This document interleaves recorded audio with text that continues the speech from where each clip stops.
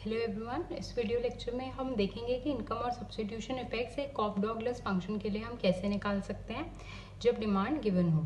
So in case आपको कॉफ-डॉगलेस function के utility function के डिमांड कर्व्स निकालने नहीं आते तो डिस्क्रिप्शन बॉक्स में एक लिंक है, आप उससे सीख सकते हैं कि जब कॉफ-डॉगलेस यूटिलिटी फंक्शन होता है तो उससे डिमांड्स कैसे फाइंड आउट करते हैं। लेकिन इस वीडियो के लिए हम डिमांड कर्व्स को गिवन लेकर ये सीखेंगे कि इनकम और सब्स्टिट्यूशन इफेक्ट कैसे निकालते हैं। तो let's start. So suppose utility function is given by this. So utility is a function of x और वाई, दो कमोडिटीज हैं जिसमें एक्स का एक्सपोनेंट इज 2/3 और वाई का एक्सपोनेंट 1/3। तो हम दो सिचुएशन लेते हैं जब भी हम income and substitution effect calculate करते हैं। सो फर्स्ट सिचुएशन इज कि जब आपका प्राइस ऑफ एक्स 5 है, प्राइस ऑफ वाई 5 है और इनकम आपकी 100 है। एंड द सेकेंड सिचुएशन जिसमें प्राइस ऑफ एक्स जो है आपका कम हो गया है, 4 हो गया है, 5 से 4 हो गया है, प्राइस ऑफ वाई कांस्टेंट वही 5 है और इनकम भी आपकी 100 ही है। तो इस दोनों सिचुएशन में जो ओनली डिफरेंस है वो ये है कि एक्स का जो प्राइस है वो घट गया है और एक्स के प्राइस घटने की वजह से जो डिमांड में चेंज आता है उसको हम डिवाइड करते हैं एक इनकम इफेक्ट में और एक सब्स्टिट्यूशन इफेक्ट में। तो सपोज ये एक्स और वाई के डिमांड फंक्शंस हैं। सो ये दोनों डिमांड फंक्शंस जब भी हम ये यूटिलिटी को मैक्सिमाइज करेंगे with respect to budget constraint ये निकाल सकते हैं। इसका प्रॉपर एक प्रोसीजर होता है, उसके लिए आप डिस्क्रिप्शन बॉक्स के लिंक को रेफर कीजिए। तो सबसे पहले जब भी हम डिमांड की बात करते हैं तो उसके लिए हमें दिख रहा है कि ये फंक्शंस एम यानी इनकम का फंक्शन है और पी एक्स यानी प्राइस एक्स के प्राइस का फंक्शन है, और उसी तरह वाई जो है वो इनकम का फंक्शन है और वाई के प्राइस का फंक्शन है। तो सबसे पहले हम सिचुएशन 1 कंसिडर करेंगे जिसमें प्राइस ऑफ एक्स जो है वो फॉल नहीं किया। तो जैसा कि ये 1 सिचुएशन हम कंसिडर कर रहे हैं तो इसमें जो एक्स है 2/3 into M is given by my 100, ये मैंने 100 यहाँ लिख दिया। उसके बाद पी एक्स क्या है मेरी फर्स्ट सिचुएशन में, इट इज इक्वल टू 5, तो यहाँ पर 5 भी लिख दिया। तो जब मैंने इसको कैलकुलेट करा इस फॉर्मूले में, that is 2/3 into M that is 100 upon P X that is 5, तो उससे मेरा आंसर आया 13.3 जो थी मेरी ओरिजिनल डिमांड निकल गई। उसी तरह जब मैंने y कैलकुलेट किया, सो 1/3 इंटू ये इनकम किसके इक्वल है, ये 100 के इक्वल है इस केस में, तो 100 अपॉन पी वाई क्या है फर्स्ट केस में 5 है। तो सिमिलरली 20/3 जो है वो डिमांड y की फर्स्ट सिचुएशन में निकल गई। तो अब चलिए देखते हैं कि डिमांड की क्या सिचुएशन होती है आफ्टर प्राइस चेंज। तो ये सिनेरियो नंबर 2 है। तो ये सिनेरियो नंबर 2 के हिसाब से एक्स डैश से हमने डिनोट करा इस डिमांड को और y डैश से डिनोट करा है हमने इस डिमांड को। तो जब हमें पता है ये 2/3 इंटू एम, तो अब जब प्राइस चेंज हुआ सेकंड सिनेरियो में मेरी इनकम तो सेम है, तो यहाँ पर एज इट इज इनकम 100, लेकिन इस सिचुएशन में जो पी एक्स है वो ड्रॉप कर दिया है 5 से 4, तो यहाँ पर ये 5 था जैसे कि हम देख सकते हैं और यहाँ पर हमने 4 ले लिया।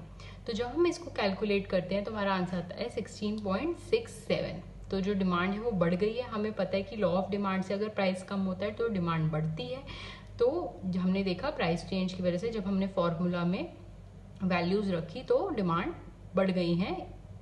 और ये किस अमाउंट से बढ़ी है, ये टोटल अमाउंट जिस अमाउंट से डिमांड बढ़ी है उस पूरे को हम प्राइस इफेक्ट कहते हैं। तो यहाँ पर लास्ट में आप देख सकते हैं तो price effect is x dash यानी ये वाली डिमांड माइनस एक्स ये वाली डिमांड, तो ये टोटल है 3.34।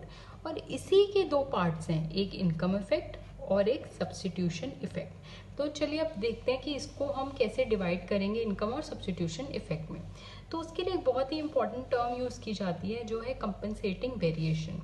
तो हम क्या करेंगे, कंज्यूमर से कुछ इनकम वापस ले लेंगे सच दैट कि वो पुराना बंडल कंज्यूम कर पाए। मतलब प्राइस चेंज हम कंसिडर करेंगे बट हम इनकम इसलिए वापस ले रहे हैं क्योंकि अब क्या हुआ है कि क्योंकि प्राइस कम हो गया है तो द कंज्यूमर इज रिचर, तो उसकी वो जो रिचनेस है उसका इफेक्ट हम नहीं देखना चाहते, और वो जो रिचनेस का इफेक्ट है वो ही इनकम इफेक्ट है जो हम नहीं देखना चाहते। तो अब हम कंपनसेटिंग वेरिएशन कैलकुलेट करेंगे। पी एक्स, इसका फॉर्मूला ये है P x dash minus P x into x. ये जो एक्स इस केस में ये वो एक्स है जो हमने सिचुएशन नंबर 1 में कैलकुलेट किया है। px डैश हमें पता है सिचुएशन नंबर 2 से आया है, px सिचुएशन नंबर 1 से आया है। तो जब हम ये फॉर्मूला में रखते हैं, px डैश मेरा 4 है और px 5 है, और जो मेरे x ओरिजिनल डिमांड थी वो मेरे को पता है 40/3 या तो 13.3 है, तो ये मैंने वैल्यू यहाँ रख दी। तो जब मैं इसको मल्टीप्लाई करती हूँ, यहाँ से मेरे पास -1 आया है, इसको मल्टीप्लाई करूँगी तो -40/3 यानी -13.33। इसका माइनस का मीनिंग ये है कि कंपनसेटिंग वेरिएशन जब माइनस में आता है मीन्स मुझे इनकम लेनी है कंज्यूमर से, इनकम कम करनी है, और जब ये पॉजिटिव में आएगा तो इनकम मुझे देनी है कंज्यूमर को। तो हम इनकम, नई इनकम निकाल लेते हैं। एम डैश का फॉर्मूला होता है m माइनस कंपनसेटिंग वेरिएशन। और मैं इसमें इनकम क्यों ले रही हूँ, क्योंकि ये प्राइस फॉल का केस है, तो वैसे ही फॉर्मूला होगा प्लस, लेकिन क्योंकि यहाँ पर एक माइनस है तो 100 माइनस 40/3 हो जाएगा और ये आंसर आ जाएगा नई इनकम का 86.67। सो ये इनकम हमें पता है ये कम है हमारी ओरिजिनल इनकम से, मीन्स हम कंज्यूमर से इनकम ले रहे हैं।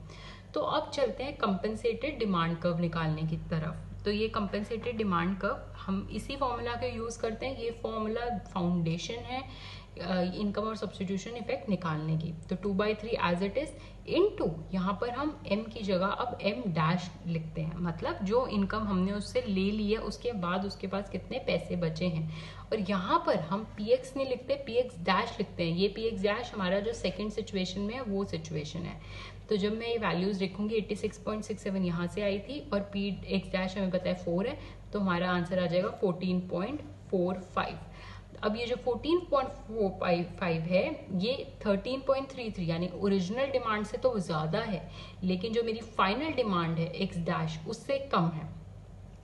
तो अब इसी xc का यूज़ करके हम सब्स्टिट्यूशन इफेक्ट निकालेंगे। तो सब्स्टिट्यूशन इफेक्ट का फॉर्मूला होता है xc माइनस x, मतलब ये मतलब जितना सब्स्टिट्यूशन इफेक्ट से हम वो इफेक्ट देख रहे हैं जो सिर्फ प्राइस चेंज की वजह से है और इनकम इफेक्ट इसमें नहीं इंक्लूडेड। ये xc की वैल्यू 14.55 और x की वैल्यू 13.33, तो हमारा आंसर आता है 1.22। ये है हमारा सब्स्टिट्यूशन इफेक्ट। अब इनकम इफेक्ट निकालने के लिए हमने प्राइस इफेक्ट निकाला था, याद होगा आपको, 2 और 1 को माइनस करके ये प्राइस इफेक्ट आया था।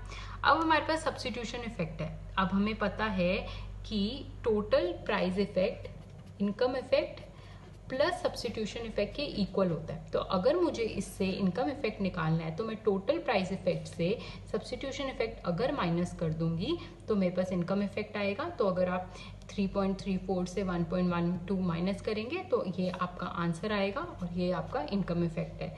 तो ये था हमारा सब्स्टिट्यूशन इफेक्ट और इनकम इफेक्ट। और ऐसे और क्वेश्चंस के लिए चैनल को सब्सक्राइब ज़रूर कीजिए, और आपको वीडियो हेल्पफुल रही तो do hit the like button. Thank you so much.